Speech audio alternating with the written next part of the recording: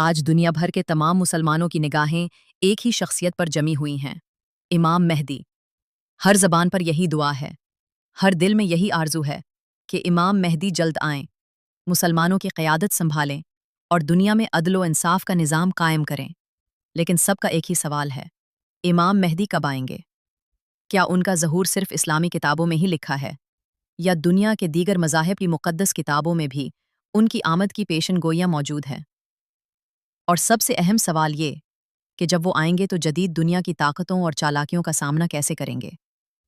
آئیے پہلے یہ سمجھتے ہیں کہ لفظ مہدی کا مطلب کیا ہے۔ مہدی کا مطلب ہوتا ہے ہدایت یافتہ، یعنی وہ رہنما جو ظلم و جبر میں گھری انسانیت کو روشنی کی طرف لے جائے، حق و انصاف کا علم بلند کرے اور لوگوں کو فلاح کی راہ دکھائے۔ مہدی کا تصور اسلام میں تو ہے ہی، مگر یہ تصور انسانیت کی تاریخ میں رسول اکرم صلی اللہ علیہ وسلم کی بعثت سے بھی پہلے موجود رہا ہے۔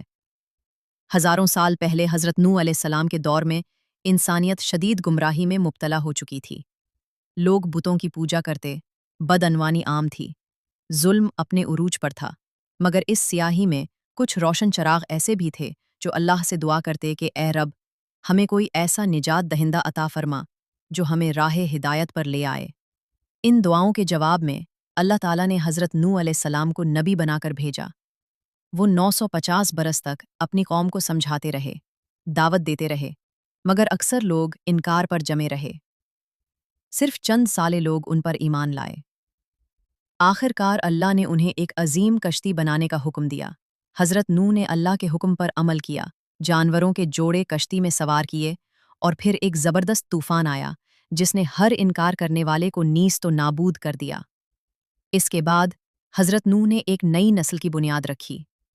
صدیاں گزر گئیں اور انسان دوبارہ گمراہی میں ڈوب گیا۔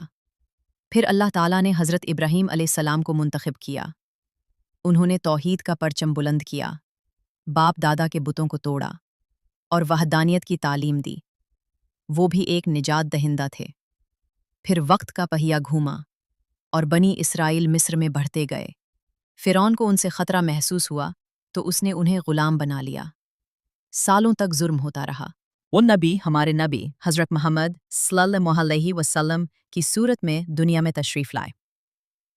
یہی وجہ ہے کہ مسیحا کا تصور مسلمانوں تک صرف اسلام سے نہیں بلکہ سابقہ ادیان کے زیر اثر بھی پہنچا۔ علامہ اقبال جیسے عظیم مفکر بھی اس بات کے قائل تھے کہ مہدی کا تصور مسلمانوں میں بعد میں آیا۔ ان کا ماننا تھا کہ یہودیوں اور عیسائیوں کی نجات دہندہ کی سوچ نے مسلمانوں میں یہ نظریہ پیدا کیا کہ کوئی مسیحا آئے گا اور سب کچھ درست کر دے گا۔ علامہ اقبال اس طرز فکر کے سخت مخالف تھے۔ ان کے نزدیک ظلم کے خلاف خود کھڑا ہونا ایمان کی علامت ہے، نہ کہ کسی غیبی شخصیت کے انتظار میں ہاتھ پر ہاتھ دھرے بیٹھے رہنا۔ اسی نظریے کے حامی مورخ ابن خلدون بھی تھے، جنہوں نے امام مہدی کے متعلق روایتوں کو سند کے لحاظ سے کمزور قرار دیا۔ لیکن اس کے باوجود یہ حقیقت ہے کہ امام مہدی کے بارے میں کئی مستند احادیث سنن ترمذی، ابو داؤد، ابن ماجہ، مسند احمد اور دیگر اہم کتب حدیث میں موجود ہیں، اگرچہ بخاری و مسلم میں نہیں ملتی۔ ان میں سے کئی روایات سنی اور شیعہ دونوں مکاتب میں متفقہ طور پر ملتی ہیں۔ دلچسپ بات یہ ہے کہ صرف اسلام ہی نہیں، دنیا کے تقریباً ہر بڑے مذہب میں کسی نہ کسی نجات دہندہ یا مسیحا کی پیشن گوئی موجود ہے۔ مثلاً میسوپوٹیمیا میں ایک چرواہے کی پیشن گوئی ملتی ہے جو ظلم ختم کرے گا۔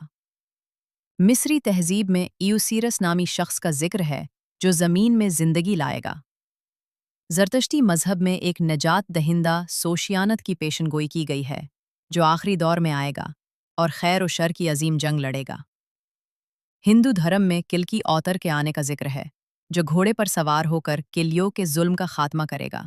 یہ تمام تصورات ایک بات پر متفق ہیں، جب دنیا میں ظلم حد سے بڑھ جائے گا تو ایک خاص شخصیت آئے گی جو انسانیت کو نجات دے گی۔ تو کیا امام مہدی صرف ایک مذہبی تصور ہے، یا یہ ایک عالمی فکری مظہر ہے جو ہر قوم، ہر مذہب، ہر تہذیب میں مختلف ناموں سے پایا جاتا ہے؟ وقت کے ساتھ ساتھ انسان ظلم سے تنگ آ کر ہمیشہ ایک مسیحا کی تلاش میں رہا ہے، اور آج بھی وہی تلاش جاری ہے، ایک ایسے رہنما کی تلاش جو عدل کو